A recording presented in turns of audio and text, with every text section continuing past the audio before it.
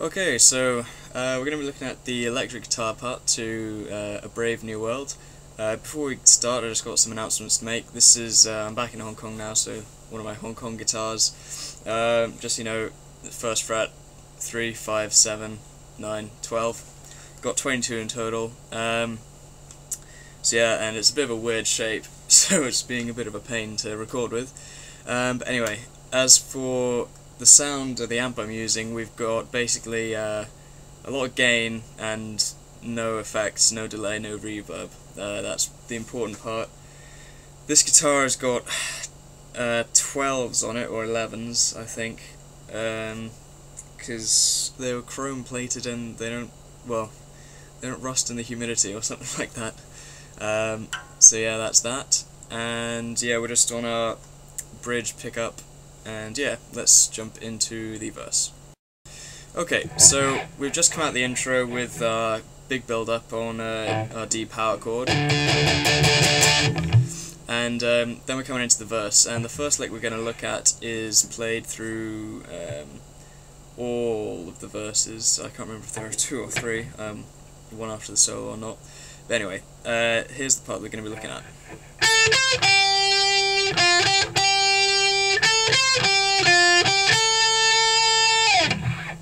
And that same lick is repeated over and over again. It's similar to the guitar part in the intro that we looked at, that was going. In fact, it's pretty much the same, but we've just got one note. The rhythm is the same as that of the intro, and hopefully it'll be pretty obvious. Anyway, what we're playing is the first 3 notes. We're playing 10 on the B string, up to 13 on the B, and then landing on 12 on the G string, giving that some vibrato. Every time we hold a longer note, we're going to want to be giving it vibrato. So the second set of 3 is between 10 on the G, 12 on the G, and then a restrike 12 on the G.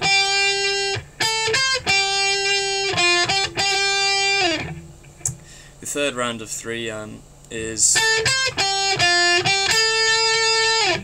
so going 10, 13 on the B, 12, 10 on the G,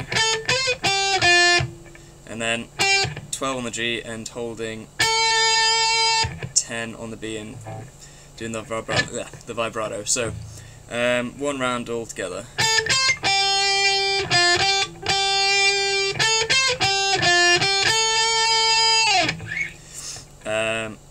Yep, and then so that is pretty much that lick, and I believe it doesn't change throughout all the verses. Okay, so we do have only 2 verses, one slow just after the intro and then one a bit faster, and we're both playing the same chord progression effectively. So I'll run through what that is. All of them are just power chords, so root, 5th, an octave rather. And anyway, the progression we're going to be playing is D, so 5 on the A string for 1 measure, B flat, so that's first fret on our A string for 1 measure, C, 3 on A, D, 5 again, so that's 4. We've got another one of those. The second half of the verses are between B flat, so that's 1 on the A, C, so that's 3, 1, 5 to D, so yeah, B flat, C, B flat, D, and yeah, that's twice, and then that'll come into the chorus. So, the strumming pattern that we're going to be playing those with. In the first verse, we've got 5 strums in each measure, so 5 strums of D and so on. But it's every time that the snare on the drums hits, if you listen to the song.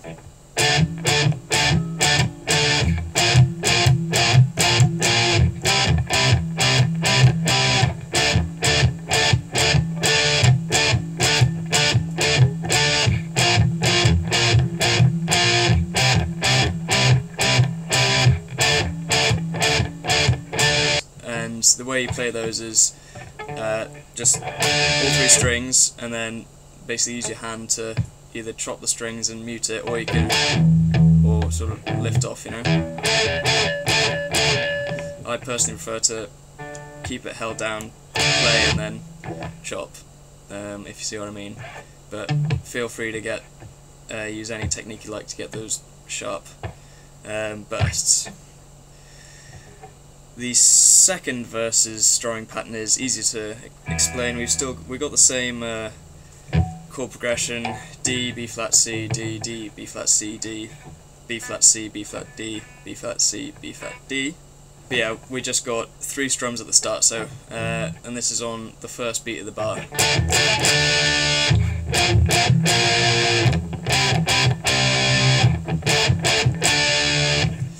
It's just that 3 strums, and then hold the third one for the duration of the measure, and that should be the verses sorted. Each chorus is going to have 4 rounds, so that's 60 measures in total. Our first and third rounds in each chorus are between our D power chord, B flat, so this is 5-7-7, 1-3-3 for B flat, C 3-5-5 on the A, D and G still, and then back to D for our 4th measure. Yeah. Our second and 4th rounds in one of our choruses are between D, so 5-7-7, B flat, 1-3-3, G, so 3-5-5, but this time on the low E, A and D, and not C, G, and then back to D. The strumming pattern for these is a bit difficult to hear, but basically it's just one long held note. You can add some flair or flourish to that if you want, but like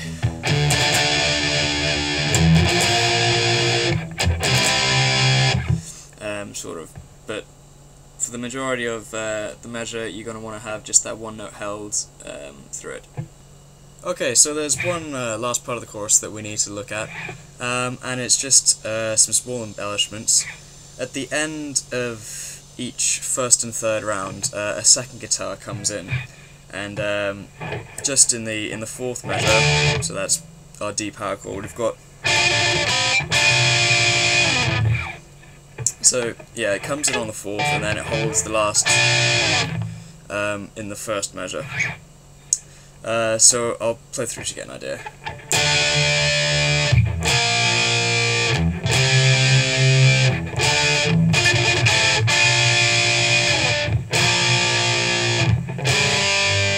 And so on. What we'll play in there, if you take your middle finger on 7th fret of the G, index takes 6 on the B, then down to 5 and 5 on the G, and back up to 7 or 6 on the B and G. Like that. Alternatively, you can play those same notes down at 5th fret on the A string and 3 on the D, going down to 3 and 2 on the A and D. Right, now on the second round in the chorus, but not the 4th, again in the end of the 4th measure, we've got a little run which goes like, to some effect. It's a little bit difficult to hear what exactly is being played, but yeah, I'll let you hear it.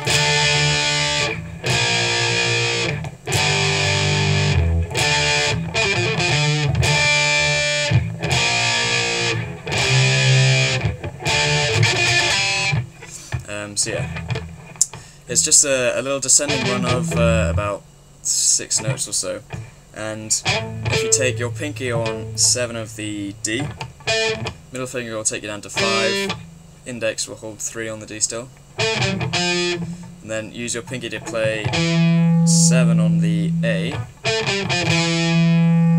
That's our first 4 descending notes. Then we're going to hit back up on 3 on the A, and middle finger will take 5 on the D and hold that as the end.